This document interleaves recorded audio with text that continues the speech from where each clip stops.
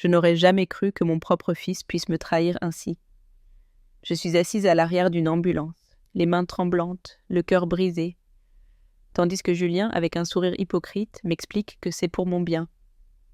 Les ambulancières me regardent avec cette pitié condescendante réservée aux vieilles dames désorientées, et je me sens totalement impuissante. « Maman, le médecin a dit que tu avais besoin d'une surveillance constante, » déclare Julien, brandissant des documents que je n'ai jamais vus. « Des épisodes de confusion, dit-il. Des épisodes de confusion ? Je sais parfaitement qui je suis, où je suis et ce qui se passe. Je suis Claire Dubois, j'ai 68 ans, et mon fils me ment effrontément pour me faire interner dans une maison de retraite. » Par la fenêtre arrière, ma maison de Saint-Germain-en-Laye s'éloigne peu à peu. Cette maison où j'ai vécu 40 ans, où j'ai élevé Julien, où j'ai partagé les moments les plus précieux avec mon défunte mari, Pierre. Maintenant, Julien a les clés, les documents et apparemment le pouvoir de décider de ma vie. La résidence des Lilas est un endroit magnifique.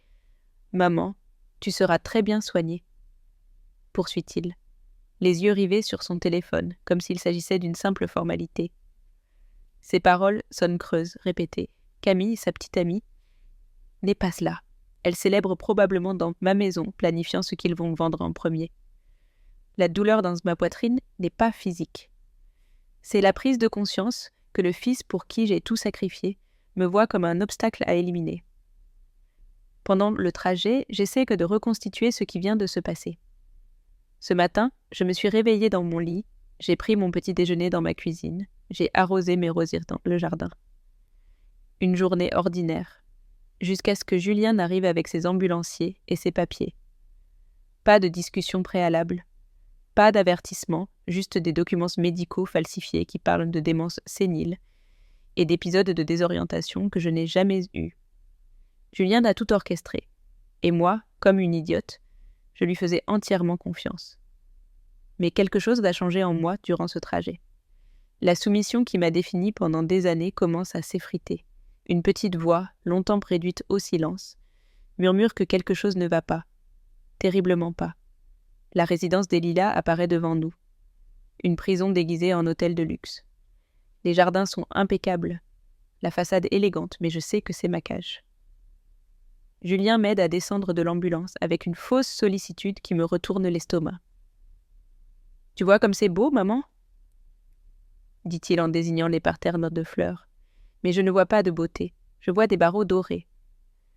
Mon esprit est parfaitement clair, pourtant le doute commence à s'infiltrer. Et si je perdais vraiment la raison ? Et si les épisodes décrits par Julien étaient réels et que je ne m'en souvenais pas ? Cette incertitude me terrifie plus encore que la trahison elle-même.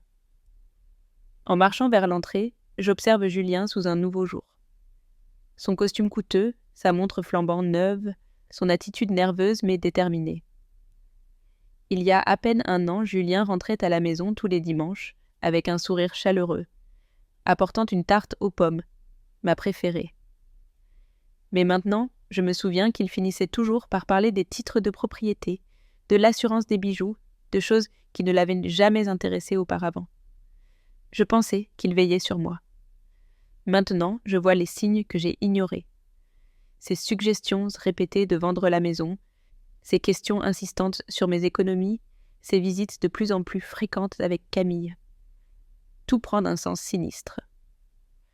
La réceptionniste nous accueille avec un professionnalisme chaleureux, mais ses yeux m'étudient comme si j'étais un cas médical intrigant. Julien lui tend les documents et parle de mon état à la troisième personne, comme si je n'étais pas là. « Maman a de bons et de mauvais jours », dit-il avec un sourire triste, parfaitement brodé. Nous espérons qu'elle sera plus en sécurité ici. « En sécurité contre quoi ?» me demandai-je. « En sécurité pour ne pas profiter de ma propre fortune ? En sécurité pour ne pas prendre mes propres décisions ? » Pour la première fois depuis des années, je ressens un éclair de rébellion. C'est fragile, timide, mais bien présent. La femme que j'étais avant de devenir l'épouse et la mère modèle commence à se réveiller. Ma chambre est petite mais confortable, avec une vue sur le jardin que, dans d'autres circonstances, j'aurais appréciée. Julien pose mes valises sur le lit avec une efficacité suspecte. Quand a-t-il emballé mes affaires ? pendant que je dormais. La préméditation de tout cela devient de plus en plus évidente. « Regardez, maman, ils ont même apporté tes photos préférées, » dit-il en sortant quelques cadres d'une boîte. Ces photos, prises sur ma table de chevet sans ma permission, montrent Pierre, Julien d'enfant, nos voyages en famille. Elles ressemblent maintenant à des preuves d'une vie qui ne m'appartient plus. Parmi elles, il y a ma favorite. Julien a 8 ans, souriante avec du chocolat sur les dents après son premier match de foot gagné. Cet enfant qui fêtait chaque petite victoire avec moi célèbre aujourd'hui ma défaite. En déballant, les souvenirs m'assaillent comme des vagues. Je me revois abandonner ma carrière d'enseignante pour me consacrer à Julien. Pierre travaillait tard dans son cabinet d'avocat, alors j'étais là pour chaque spectacle scolaire, chaque match, chaque cauchemar nocturne. Quand Pierre est mort il y a 5 ans, Julien m'a promis de toujours prendre soin de moi. « Tu ne seras jamais seule, maman », m'a-t-il dit à l'enterrement, tenant ma main pendant que nous pleurions. Quelle ironie qu'il utilise cette promesse pour justifier mon abandon. J'ai sacrifié ma carrière, mes amitiés, mes rêves pour être la mère parfaite. Et maintenant, quand j'ai besoin de ce fils pour qui j'ai tout donné, il me voit comme un fardeau financier.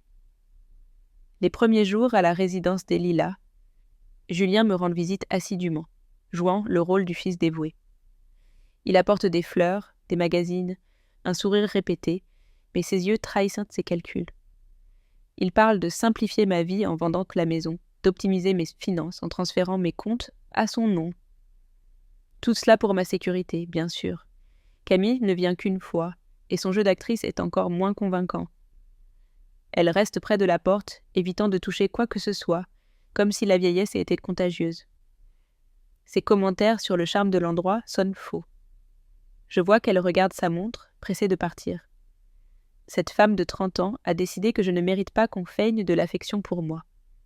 Au moins, son honnêteté brutale est presque rafraîchissante comparée à l'hypocrisie de Julien. C'est lors d'une de ses visites que je commence à saisir l'ampleur de la trahison. Julien apporte des documents à signer, des papiers qui, selon lui, simplifieront tout. Quand je refuse de signer sans les lire, je vois un éclair d'irritation dans ses yeux qu'il ne peut dissimuler. « Maman, tu me fais confiance, n'est-ce pas ? N'est-ce pas ?» dit-il avec une voix condescendante que je reconnais maintenant comme de la manipulation. Pendant des années, j'ai pris cette voix pour de l'inquiétude filiale. Maintenant, je vois qu'elle a toujours été de la condescendance. Julien ne m'a jamais considéré comme son égal, mais comme quelqu'un à gérer, à contrôler, à diriger vers les décisions qu'il jugeait correctes. Cette prise de conscience est douloureuse, mais libératrice. Pour la première fois depuis des années, je dis non. Et bien que ma voix tremble, les mots sont clairs.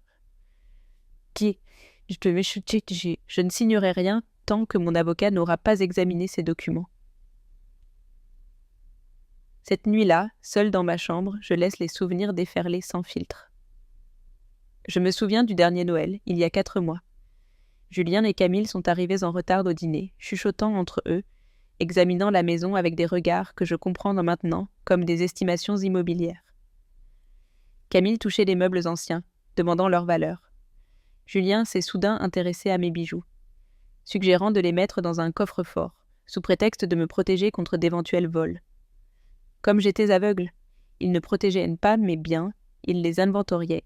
Ils ont même pris des photos pour l'assurance, des photos qui, je le réalise maintenant, étaient probablement destinées à un autre usage.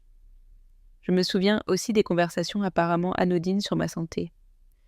Julien a commencé à suggérer que j'avais l'air fatiguée, confuse, alors que je me sentais parfaitement bien.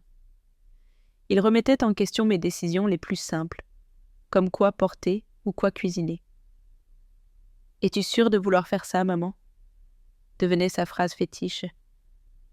Je l'interprétais comme de la sollicitude, mais c'était une goutte de doute distillée pour éroder ma confiance. Peu à peu, j'ai commencé à douter de moi-même, à chercher son approbation pour des choses que j'avais faites indépendamment pendant des décennies.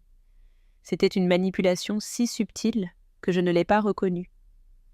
Julien a pris en charge mes rendez-vous médicaux, parlant en privé avec les médecins avant mes consultations. Il insistait pour m'accompagner, soi-disant pour s'assurer que je comprenais tout. Maintenant, je réalise qu'il influençait les médecins, suggérant des problèmes cognitifs. Quand je l'interrogeais sur ces discussions, il disait qu'il clarifiait des détails techniques pour mieux me les expliquer.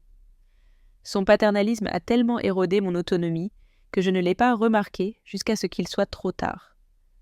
Ou du moins, c'est ce qu'il pensait, car me voici, dans cet asile, et mon esprit n'a jamais été aussi clair. L'indignation que j'ai ressentie dans l'ambulance grandit, nourrie par chaque souvenir retrouvé, chaque manipulation démasquée.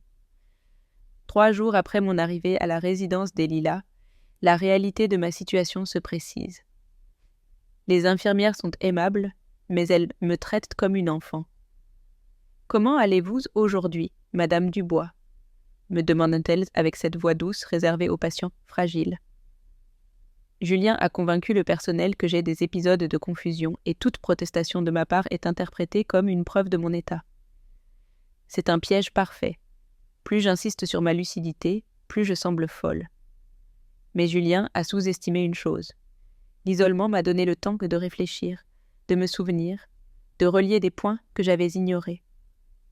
Mon petit acte de rébellion, en refusant de signer ces documents, m'a redonné une confiance que je n'avais pas ressentie depuis des années.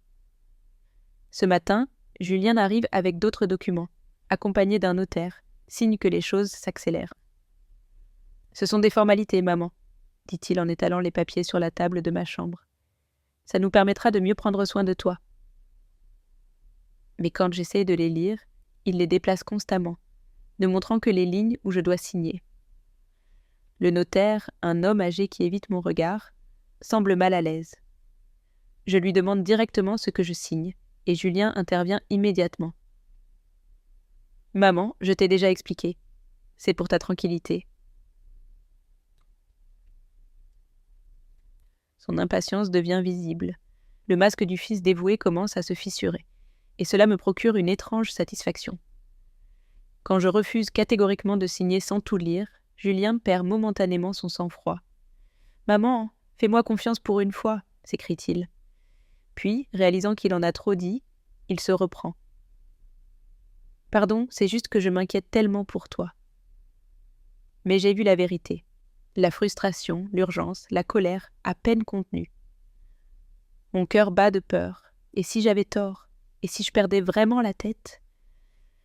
Mais je me souviens de son regard fuyant quand je l'ai interrogé sur les papiers. Ce doute dans ses yeux me donne du courage. C'est la première fois que je le confronte, même en silence, et je ressens un petit triomphe qui me fait respirer plus profondément.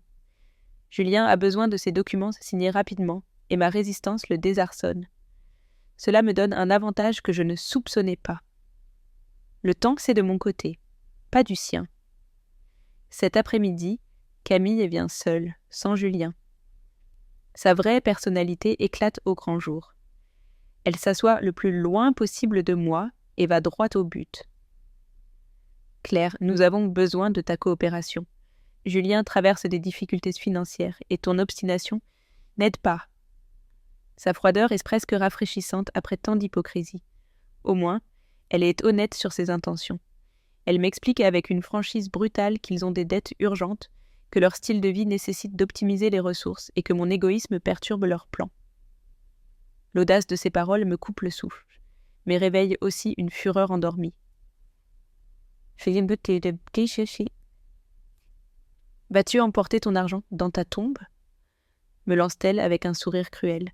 « Julien a pris soin de toi toutes ces années. Il est temps que tu lui rendes l'appareil. » La logique tordue de ces mots me sidère. Selon elle, l'argent que Pierre et moi avons économisé pendant 40 ans de travail appartient à Julien, et mon désir de garder le contrôle de mes finances est un caprice sénile. Elle me parle comme à une enfant qui ne comprend pas les affaires des adultes. Son arrogance me donne presque envie de rire. Cette femme, qui connaît Julien depuis moins de 2 ans, pense pouvoir m'apprendre quoi que ce soit sur ma famille. Pour la première fois, je réponds d'une voix ferme. « Camille, cet argent est à moi. Je l'ai gagné avec mon mari pendant 40 ans, je ne dois rien à personne. » Avant de partir, elle s'approche et murmure « Tu peux faire ça de gré ou de force, mais ça arrivera. » Sa menace est claire, bien que vague. Julien a déjà des avocats à l'œuvre et ma résistance ne fait que compliquer les choses, selon elle. Elle quitte la résidence, convaincue de m'avoir intimidée, mais elle a obtenu l'effet inverse. Elle a confirmé mes soupçons et m'a donné la motivation finale dont j'avais besoin. Il ne s'agit plus seulement de protéger mon argent, mais de défendre ma dignité, mon droit d'exister au-delà d'un obstacle financier. Julien et Camille viennent de déclarer la guerre et ils n'ont aucune idée de l'adversaire qu'ils ont réveillé. L'étincelle de rébellion allumée il y a quelques jours devient une flamme. Cette nuit-là, je ne dors pas.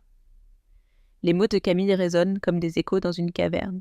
Pendant des années, je me suis convaincue que j'avais de la chance d'avoir un fils si attentionné. Maintenant, je vois que j'ai confondu contrôle et soin, manipulation et amour. Je me sens stupide d'avoir été si aveugle, mais je ressens aussi une détermination croissante. Ce n'est pas une colère explosive, mais quelque chose de plus profond, de constant. Julien et Camille pensent que je suis une vieille femme sans défense, mais ils réveillent quelqu'un qu'ils croyaient mort. La question est, ai-je vraiment la force de les affronter ? Le lendemain, pendant le petit déjeuner dans la salle commune, j'observe les autres résidents. Certains souffrent réellement de démence ou de maladies dégénératives, mais d'autres, comme moi, semblent être là pour la commodité de leur famille. Une dame, Louise, me raconte comment sa fille l'a fait interner après avoir vendu sa maison pour sa sécurité. Un homme âgé, André, est ici parce que sa famille a jugé trop coûteux de le maintenir chez lui. Louise baisse la voix et murmure « Méfie-toi des avocats en costume, Claire. Ma fille en a amené un qui parlait bien, mais j'ai appris qu'il faisait partie d'un système plus vaste. Tu n'es pas la première à arriver ici par hasard. » Ces mots me donnent des frissons, mais je ne saisis pas encore leur portée. Je réalise que je ne suis pas la seule victime de ce type de trahison familiale. Toute une génération de parents a été mise à l'écart par des enfants cupides ou simplement gênés. Au cours de ma première semaine, une infirmière m'informe nonchalamment que le docteur Lefebvre, le directeur médical, souhaite me rencontrer. Une simple formalité, dit-elle, car il aime rencontrer tous les nouveaux résidents. Le nom me semble familier, mais je ne fais pas le lien immédiatement. Lorsqu'on me conduit à son bureau, mon cœur s'arrête. Assis derrière le bureau se trouve Antoine Lefebvre, mon amour de jeunesse à l'université, l'homme que j'ai aimé profondément avant que mes parents ne m'obligent à épouser Pierre pour des raisons sociales. Nous regardons en silence, un instant qui semble durer une éternité. Ses yeux bleus sont les mêmes, bien que marqués par les rides d'une vie bien vécue. « Claire, dit-il doucement, et dans ce seul mot, j'entends 45 ans d'histoire non vécue. Pendant un instant, je suis de retour à la bibliothèque de la Sorbonne, riant avec Antoine tandis que nous débattions de littérature jusqu'à minuit. J'étais une Claire qui osait rêver grand, qui croyait que le monde lui appartenait. Cette Claire a disparu sous des années de mariage et de maternité, mais en le regardant, je sens qu'elle pourrait renaître. Cette rencontre me déstabilise complètement. Nous restons dans les formalités médicales, mais la tension émotionnelle est palpable. Antoine examine mon dossier, le front plissé, visiblement perplexe. Selon ces rapports, vous souffrez de confusion sévère, mais vous avez été parfaitement lucide durant notre entretien. Je lui explique brièvement la situation, sans m'étendre sur les détails émotionnels, et je vois son expression passer de la confusion à l'indignation. « Ce n'est pas rare, malheureusement, » dit-il. « Je vois des cas similaires plus souvent que je ne le voudrais. » Ces paroles me donnent la première validation professionnelle depuis le début de ce cauchemar. Mais il y a plus dans ses yeux, une intensité qui dépasse l'intérêt médical, et je réalise qu'il lutte aussi avec les émotions de nos retrouvailles. Antoine m'explique qu'il devra effectuer ses propres évaluations avant de pouvoir agir. Le système légal est complexe dans ces cas, dit-il prudemment. Mais sachez que vous n'êtes pas seul. Pour la première fois depuis des semaines, je ressens une lueur d'espoir. Non seulement j'ai un allié professionnel, mais quelqu'un qui m'a connue jeune, forte, indépendante. Quelqu'un qui peut voir au-delà de l'étiquette de vieille femme confuse que Julien m'a collée. Mais une inquiétude subsiste. Est-ce que je m'appuie sur ces retrouvailles pour fuir ma réalité, ou puis-je vraiment compter sur lui ? Cette nuit-là, après notre conversation, Julien m'appelle pour une de ses visites habituelles. Sa voix est tendue, urgente. « Maman, le docteur Lefebvre veut faire des tests supplémentaires. C'est juste une procédure, mais j'ai besoin que tu sois coopérative. » Je perçois son anxiété. Antoine a déjà commencé à poser des questions qui le dérangent. « Quel genre de test ?» demandai-je, feignant mon ancienne docilité, mais avec une intention. « Des choses de routine, » répond-il vaguement. « Assure-toi juste qu'ils comprennent que tu as parfois des jours difficiles. » Il essaie de me pousser à jouer la confusion devant Antoine. L'audace de sa manipulation me sidère, mais je garde une voix calme. « Bien sûr, mon fils, je te fais entièrement confiance. » Mon jeu est parfait, mais intérieurement, je jubile. Julien vient de révéler qu'il craint ce qu'Antoine pourrait découvrir. S'il a peur, alors j'ai une chance. L'évaluation médicale avec Antoine est rigoureuse et professionnelle, mais nos regards se croisent souvent. Lorsqu'il termine, il m'annonce que mes résultats sont normaux. « Cognitivement, vous êtes plus performante que bien des quadragénaires, » dit-il avec un sourire que je reconnais de nos années universitaires. Puis, baissant la voix, il ajoute « Claire, il faut que je vous montre quelque chose. » Il sort un dossier et me présente des rapports médicaux que je n'avais jamais vus. Ce sont de faux documents sur mon état mental, signés par un certain docteur Martin, qui, selon Antoine, n'existe dans aucun registre médical. Julien ne s'est pas contenté de mentir. Il a falsifié des documents officiels pour me faire interner. L'ampleur de sa trahison me coupe le souffle, mais confirme que mon intuition était juste. Je ne suis pas folle, on m'escroque. Antoine m'explique que ces faux rapports sont plus courants qu'on ne le pense. Il existe un réseau de professionnels véreux qui facilite ces fraudes familiales, dit-il avec amertume. Mais dans votre cas, ils n'ont même pas pris la peine d'utiliser un vrai médecin.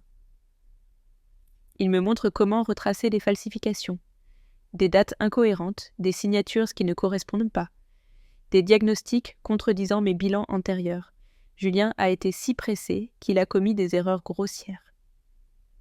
Avec ces preuves, je peux prouver que vous avez été interné sous de faux prétextes, dit Antoine.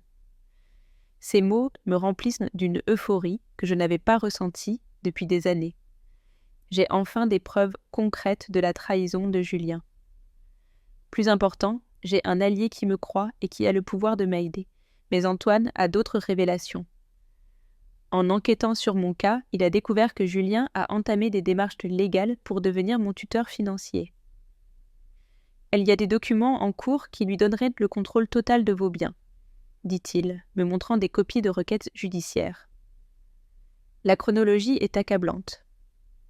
Julien a commencé ses démarches des mois avant mon internement, preuve d'une préméditation totale. Ce n'était pas une décision impulsive née d'une prétendue inquiétude, mais un plan calculé, exécuté étape par étape. Je vois les dates des requêtes, les noms des avocats, l'inventaire détaillé de mes propriétés. Julien connaissait la valeur exacte de chacun de mes biens avant même que je ne soupçonne ses intentions. La minutie de cette spoliation me glace, mais attise aussi ma fureur. Le plus choquant est un courriel intercepté entre Julien et son avocat. Julien y écrit « Ma mère commence à poser des questions embarrassantes sur les finances. Il faut accélérer avant qu'elles ne deviennent plus difficiles à gérer. » Ce courriel date de 2 mois, bien avant tout prétendu épisode de confusion. Mon crime n'était pas la démence, c'était de commencer à penser par moi-même. La froideur de ces mots confirme que le fils que j'ai aimé n'a jamais existé. À sa place, il y a un étranger qui voit mon existence comme un obstacle à son confort financier. Avec ces preuves en main, la dynamique du pouvoir change. La trahison totale de Julien libère quelque chose de primal en moi. Pour la première fois depuis des décennies, je laisse la rage couler sans retenue. Ce n'est pas une colère explosive, mais une fureur froide, calculatrice, qui me donne une clarté absolue. Antoine m'observe avec inquiétude tandis que j'assimile l'information, mais je ne suis pas la vieille femme fragile que Julien imagine. Je suis une femme sous-estimée trop longtemps, et maintenant, j'ai les outils pour me battre. « Antoine !» dis-je d'une voix que je ne reconnais pas. « J'ai besoin de ton aide pour détruire mon fils. » Les mots sortent avec une détermination qui me surprend. La transformation entamée dans l'ambulance atteint son apogée. Antoine hoche la tête et je vois dans ses yeux le même feu qu'autrefois quand nous rêvions de changer le monde. « Claire, j'ai des contacts légaux et médicaux qui peuvent t'aider, dit-il. Mais nous devons être prudents. Julien a déjà des documents en cours et s'il soupçonne que nous enquêtons, il pourrait accélérer. Il m'explique qu'il nous faut du temps pour bâtir un dossier solide, recueillir plus de preuves et frapper de manière décisive. « Combien de temps ?» demandai-je. « 2 semaines, peut-être 3, répond-il. « Peux-tu maintenir la comédie d'ici là ?» Je le regarde dans les yeux et souris pour la première fois depuis des mois. « Antoine, j'ai joué la comédie pendant 50 ans. Quelques semaines de plus ne seront pas un problème. Mais cette fois, je ne serai pas une victime, je serai une chasseuse. » Cette nuit-là, j'élabore mon plan. Pendant qu'Antoine s'occupe des aspects légaux et médicaux, je vais traquer les activités financières de Julien. Antoine me fournit discrètement une tablette avec accès à Internet, livrée dans une boîte de matériel médical, prétendument pour un programme de stimulation cognitive. Personne ne se doute de rien. Je cache la tablette sous mon oreiller, l'utilisant seulement quand je suis seule. Pendant les semaines suivantes, je deviens la détective de ma propre vie. Je vais traquer chaque transaction suspecte, chaque démarche légale, chaque mensonge de Julien. Et quand j'aurai toutes les preuves, je le confronterai. Non pas comme la mère docile que j'étais, mais comme la femme forte que je veux redevenir. Ma transformation est immédiate et profonde. Là où il y avait résignation, il y a maintenant détermination. Là où il y avait confusion, il y a une clarté absolue. Julien pense m'avoir vaincue, mais il a réveillé un ennemi qu'il ignorait. Pendant des années, il m'a sous-estimé, infantilisé, manipulé. Maintenant, il va découvrir que la femme qui a tout donné pour lui est aussi capable de reprendre ce qui est à elle. La Claire passive est cette morte dans cette ambulance. Celle qui est née dans cet asile est une toute autre personne, que Julien ne reconnaîtra pas avant qu'il ne soit trop tard. La guerre qu'il a déclenchée va se retourner contre lui, et j'ai l'avantage qu'il n'a jamais anticipé. Il m'a complètement sous-estimé. Les jours suivants, je maintiens une performance parfaite de la vieille femme résignée tout en enquêtant depuis ma chambre. La tablette devient ma fenêtre sur le monde. Je découvre que Julien vit au-dessus de ses moyens depuis des années. Achats extravagants, vacances coûteuses, investissements ratés dans des projets douteux.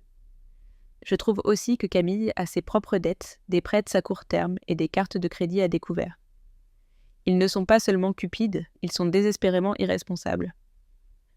Chaque découverte confirme que mon argent n'était pas un luxe pour eux, mais une nécessité pour éviter la ruine.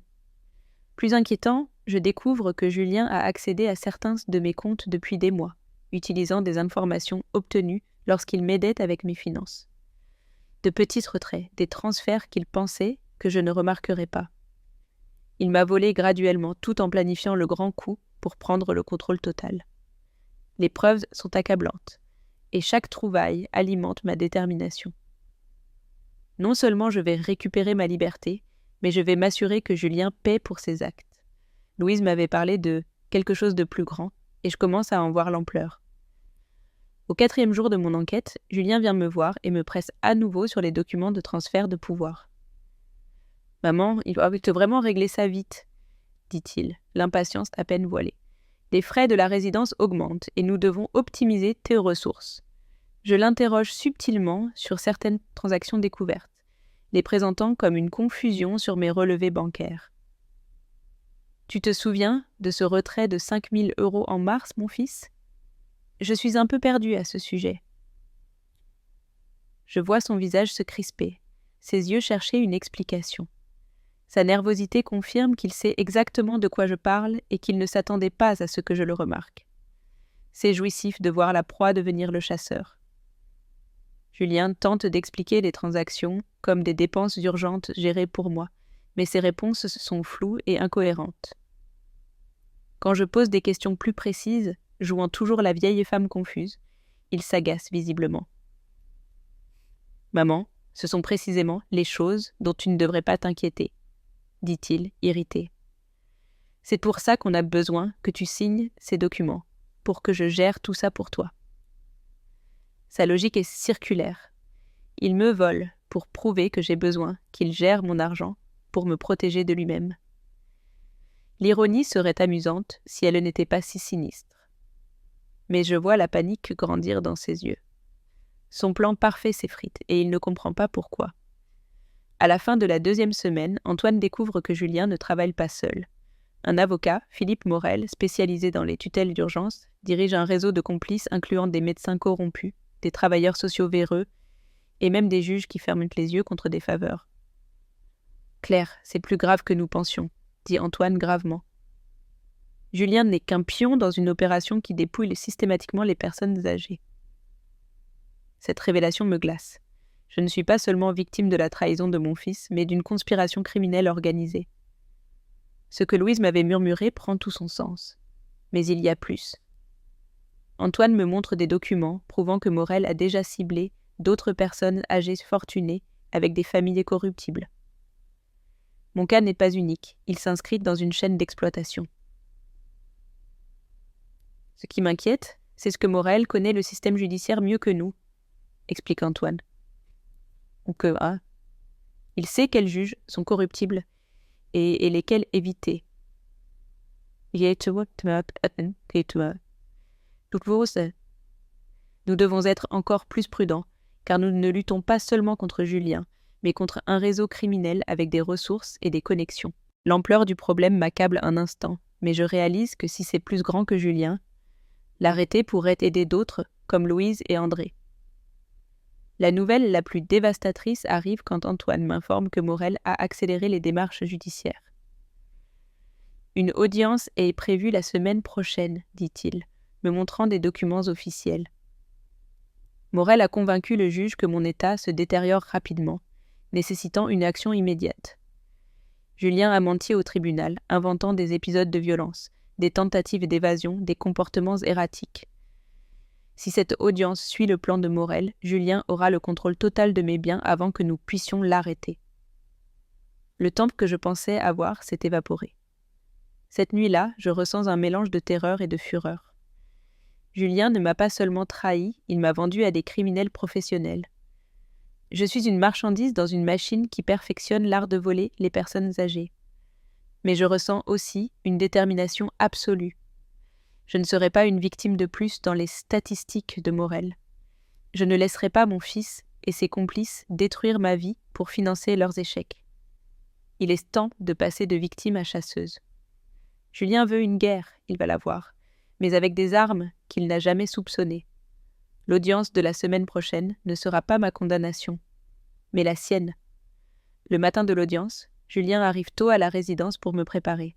Il est accompagné de Morel, un homme élégant d'une 50aine d'années, avec un sourire qui n'atteint pas ses yeux. « Tout ira bien, Madame Dubois, » dit Morel d'une voix mielleuse. « Je suis votre avocat, ici pour protéger vos intérêts. » Son hypocrisie est si évidente que j'ai du mal à maintenir mon rôle de vieille femme confuse. Julien est nerveux, transpirant malgré la climatisation. Il sent que quelque chose cloche, mais il ne peut pas l'identifier. « Maman, tu dois juste confirmer que tu te sens parfois confuse, » me dit-il. « Le juge a besoin de l'entendre de toi. » Sa voix est répétée, désespérée. Je perçois son anxiété, et cela me procure une satisfaction inattendue. Au tribunal, je vois Antoine dans le vestibule. Officiellement, il est là en tant que directeur médical pour témoigner sur mon état. Julien ne soupçonne pas qu'il est mon allié. En fait, il semble soulagé de le voir, pensant qu'Antoine confirmera le faux diagnostic. « Docteur Lefebvre, merci d'être venu, » dit Julien. « J'espère que vous pourrez expliquer la condition de ma mère au juge. » Antoine hoche la tête professionnellement, mais nos regards échangés trahissent une complicité. Tout est prêt pour la contre-attaque que nous avons planifiée. La guerre de Julien est sur le point de se terminer d'une manière qu'il n'a jamais imaginée.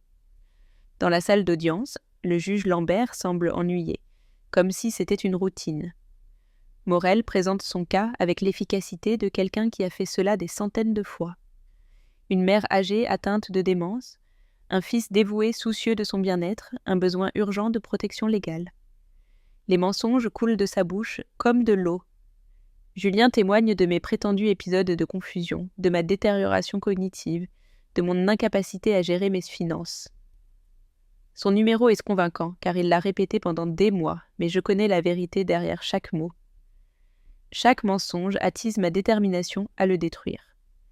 Le juge semble hésiter, examinant les documents de Morel avec intérêt. « Nous devons examiner ces preuves attentivement, dit-il, et mon cœur vacille un instant. » Morel sourit, confiant, tandis que Julien me lance un regard triomphal.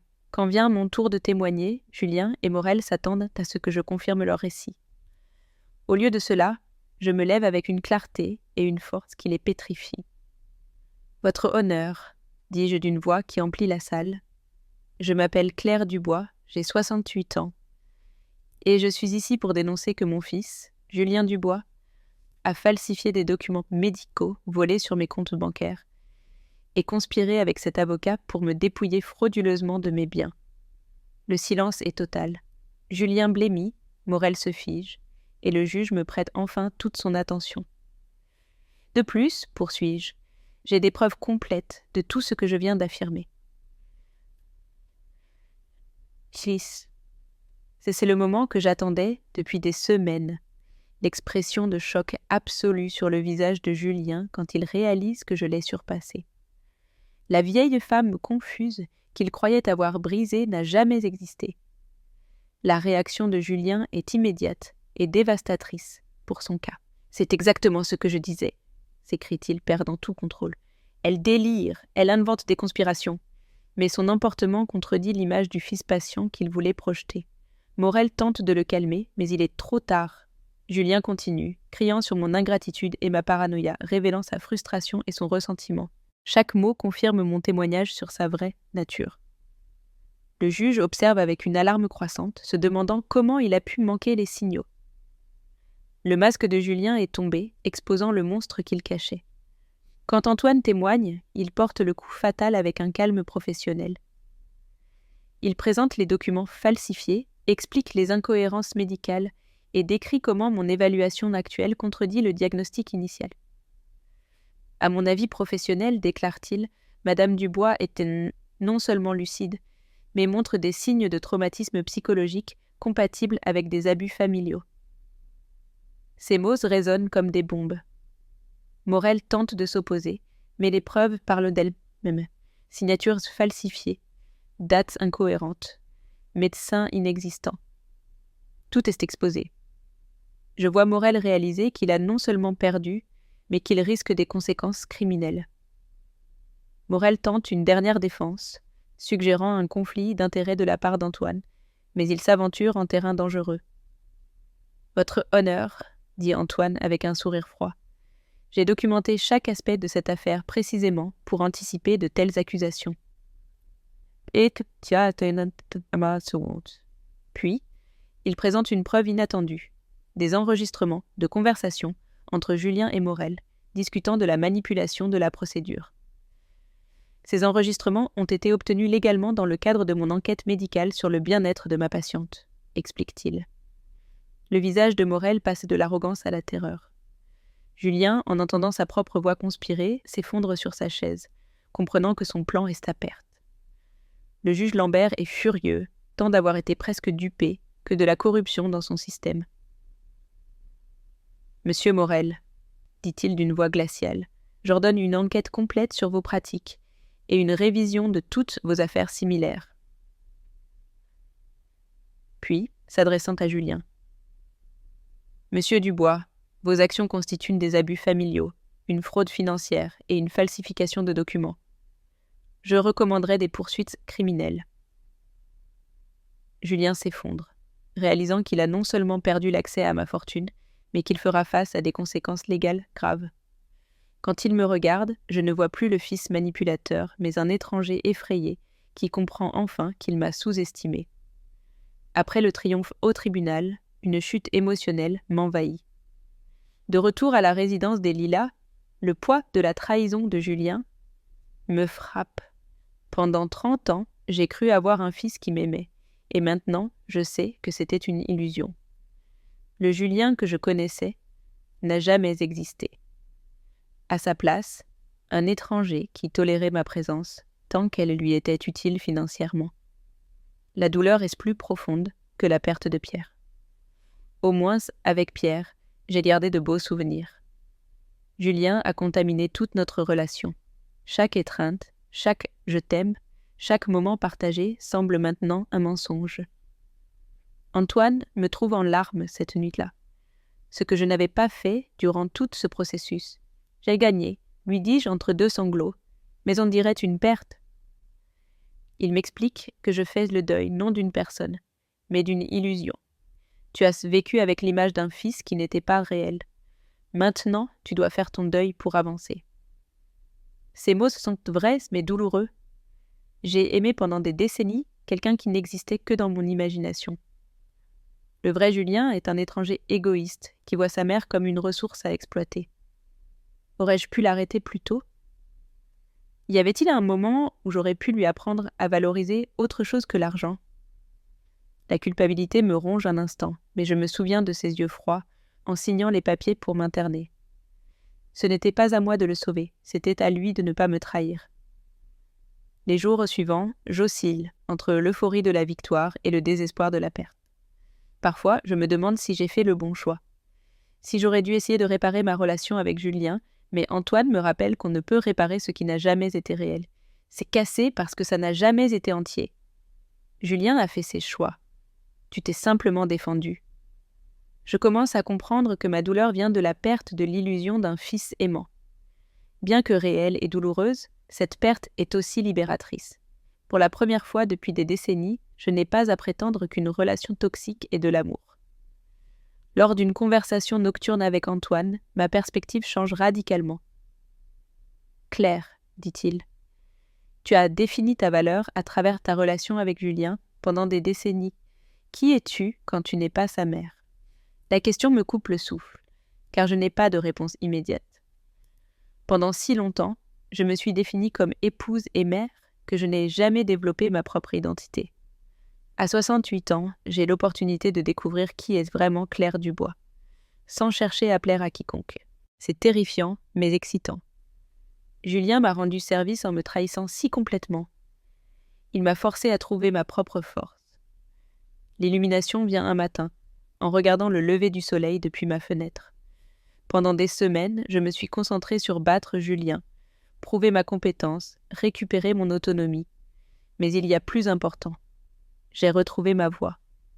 Pour la première fois depuis des décennies, je prends des décisions basées sur ce que je veux, pas sur ce qu'on attend de moi.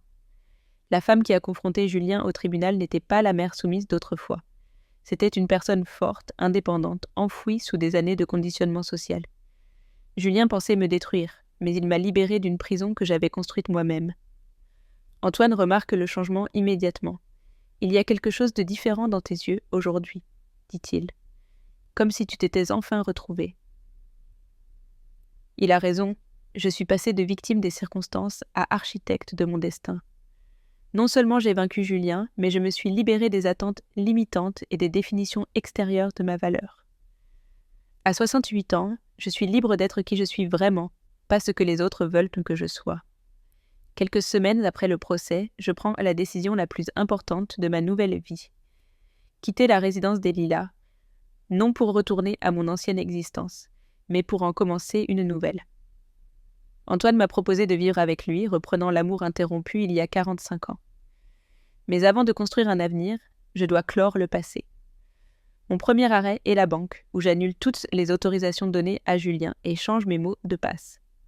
Voir mon compte sans ces prélèvements non autorisés me remplit de satisfaction. Cet argent représente des décennies de travail de Pierre et moi, et il est enfin sous mon contrôle. C'est plus que de l'argent, c'est mon indépendance retrouvée. La décision suivante est plus difficile, mais nécessaire. Couper tout contact avec Julien. Son avocate a tenté de me joindre. Probablement pour négocier. Mais je n'ai rien à lui dire. Les actions ont des conséquences, et il vit les siennes. Je modifie mon testament, retirant Julien et léguant mon patrimoine à des associations aidant les victimes d'abus familiaux. Ce n'est pas de la vengeance, c'est de la justice. Julien a montré qu'il considérait mon argent comme son dû. Puisqu'il s'est révélé être un escroc, il n'aura rien. Cette décision m'apporte une paix que je n'avais pas connue depuis des années. La décision la plus libératrice est de vendre la maison de Saint-Germain-en-Laye où j'ai vécu avec Pierre pendant 40 ans. Bien qu'elle contienne de beaux souvenirs, elle représente une vie qui ne me définit plus. Antoine et moi trouvons une maison plus petite, élégante, à Versailles, où nous pouvons créer de nouveaux souvenirs sans les ombres du passé. Vendre la maison n'est pas seulement pratique, c'est symbolique. Je laisse derrière moi la version de moi-même qui vivait pour les autres et j'embrasse la femme qui vit pour elle-même. Avec chaque décision indépendante, je récupère un morceau de mon âme perdue pendant des années. La liberté est enivrante et transformatrice. Ma transformation culmine lorsque je décide d'utiliser une partie de ma fortune pour financer une enquête sur le réseau de Morel. Avec Antoine, nous créons une fondation pour aider les victimes d'abus financiers familiaux. Non seulement je me suis sauvée, mais j'aide maintenant à sauver d'autres. Louise me donne le nom d'un avocat qui a aidé une amie dans une situation similaire. « N'abandonne pas, Claire », dit-elle avec une force inattendue. « Nous aussi, nous avons le droit de nous battre. » Ces mots deviennent mon mantra, et je veux m'assurer que d'autres comme Louise aient les moyens de lutter. Julien pensait que j'étais une vieille femme vulnérable, facile à exploiter. Au lieu de cela, il a réveillé une guerrière qui consacre son énergie à protéger les autres. Les mois suivants sont une période d'épanouissement que je n'avais pas connue depuis ma jeunesse. Avec Antoine, je redécouvre des passions abandonnées. Je reprends la photographie, un hobby laissé de côté quand je me suis mariée, car Pierre le jugeait futile pour une épouse dévouée. Maintenant, je passe des heures à capturer la beauté que j'avais cessé de voir, obnubilée par les besoins des autres. Chaque photo est un acte de rébellion contre la femme soumise que j'étais. À travers mon objectif, je redécouvre le monde et ma perspective unique. Antoine et moi commençons à voyager, quelque chose que Pierre repoussait toujours à cause du travail et que Julien désapprouvait, jugeant cela inapproprié pour mon âge. Nous visitons des lieux que j'ai toujours voulu découvrir. Les vignobles de Bordeaux, les plages de la Côte d'Azur, les musées de Florence. Dans chaque ville, chaque expérience partagée, je sens des couches de conditionnement social s'évanouir. Je ne suis plus la veuve de Pierre, ni la mère de Julien. Je suis Claire, une femme qui découvre qui elle est sans les définitions imposées par autrui. La liberté est enivrante. À Lisbonne, j'apprends la peinture à l'aquarelle. En Toscane, je prends des cours de cuisine.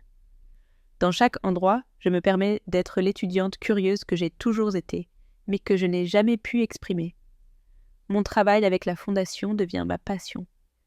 Nous aidons les victimes d'abus financiers familiaux en leur fournissant des ressources légales et un soutien émotionnel. Chaque cas résolu est une victoire contre le système qui a failli me détruire. Voir d'autres reprendre leur autonomie me remplit d'un sens que je n'avais jamais connu comme femme au foyer. J'utilise mes ressources et mon expérience pour créer un changement réel, quelque chose que Julien n'aurait jamais permis, car cela aurait réduit son héritage. Maintenant, je vois que mon argent a plus de pouvoir lorsqu'il sert le bien que lorsqu'il s'accumule pour des héritiers ingrats. La transformation la plus profonde est intérieure. Là où il y avait insécurité et besoin d'approbation, il y a maintenant confiance et estime de soi. Je ne cherche plus de validation extérieure, je la trouve dans mes actions et mes décisions. Quand je me regarde dans le miroir, je vois une femme qui a survécu à la pire trahison et en est sortie plus forte.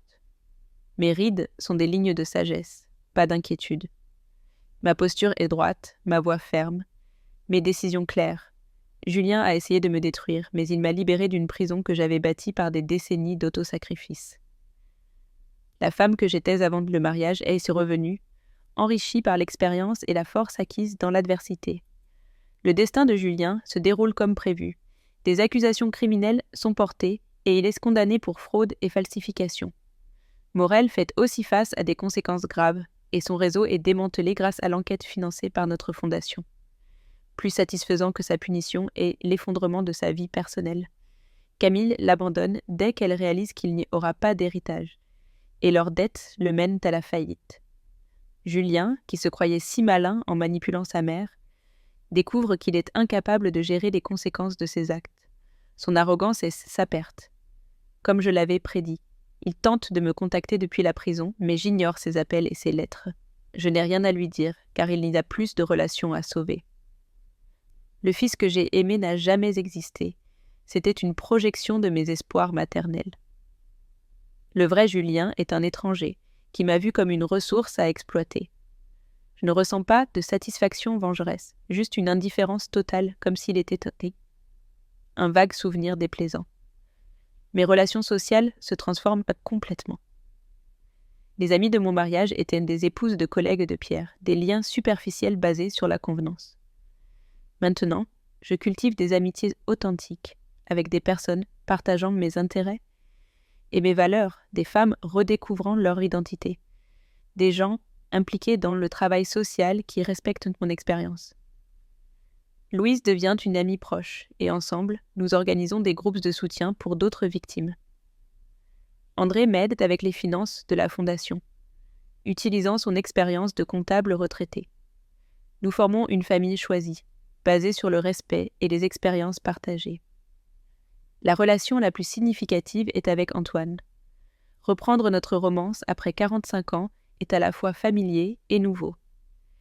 Il m'a connue jeune et indépendante, il voit clairement ma transformation. « Tu es redevenue la Claire dont je suis tombée amoureux ?» dit-il un soir sous les étoiles dans notre jardin, « mais tu es aussi quelqu'un de nouveau. » Il a raison. Je suis la synthèse de celle que j'étais. Avant que la société ne me façonne, combinée à la sagesse et la force acquise dans l'épreuve. C'est la meilleure version de moi-même. Avec Antoine, je peux être authentique, sans jouer de rôle. C'est une liberté que j'ignorais possible. J'ai aussi redéfini ma conception de la famille. Pendant des décennies, je croyais la famille biologique sacrée, à tolérer coûte que coûte.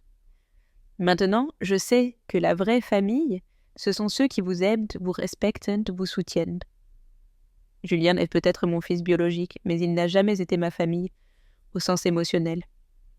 Louise, André, Antoine et les gens de la Fondation sont ma vraie famille. Ils célèbrent mes succès, me soutiennent dans les moments durs, respectent mon autonomie. Cette nouvelle définition m'a libérée de la culpabilité et des obligations toxiques qui m'ont liée trop longtemps. L'amour véritable doit être mutuel, respectueux, constructif, non destructeur.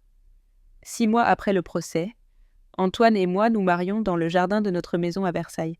C'est une cérémonie intime, avec nos vrais amis et ceux dont nous avons touché la vie via la Fondation. À 68 ans, je me marie par amour, pour la première fois. Mon mariage avec Pierre était un arrangement social devenu affection et respect.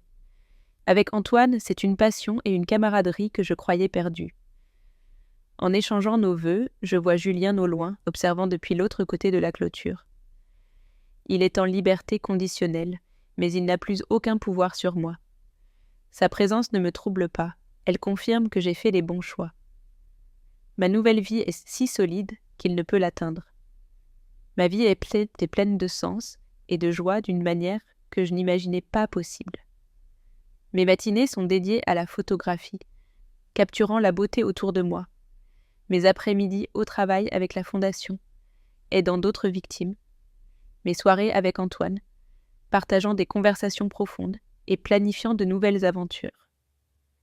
Chaque jour a une signification personnelle, pas seulement des obligations envers autrui.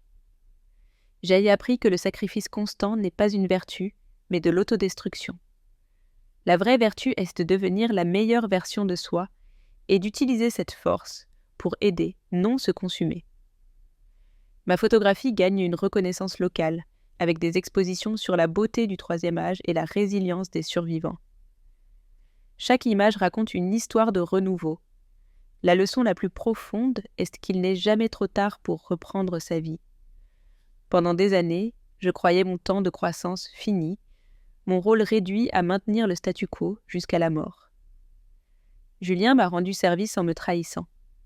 Il m'a forcé à affronter ma réalité et à trouver une force inconnue. Sans cette trahison, je serais morte victime. Au lieu de cela, je vis comme une guerrière ayant trouvé son pouvoir au moment le plus sombre. L'âge n'est pas une limite, mais une nouvelle étape avec des opportunités et une sagesse accumulée. En écrivant mes mémoires, que je publierai pour aider d'autres femmes, je réfléchis à cette année extraordinaire. J'ai commencé comme une veuve soumise, laissant son fils contrôler sa vie, et fini comme une femme autonomisée, ayant trouvé l'amour véritable, un but significatif, et un respect de soi authentique. Julien pensait me détruire, mais il m'a libérée. Camille pensait que j'étais une vieille femme sans défense, mais elle a réveillé une force que j'ignorais. L'amour que je n'ai jamais oublié n'était pas seulement celui pour Antoine, mais mon amour-propre enfoui sous des décennies de sacrifices. Je suis enfin revenue à moi-même, et je ne laisserai plus jamais personne me l'enlever. La transformation est complète, mais l'aventure ne fait que commencer.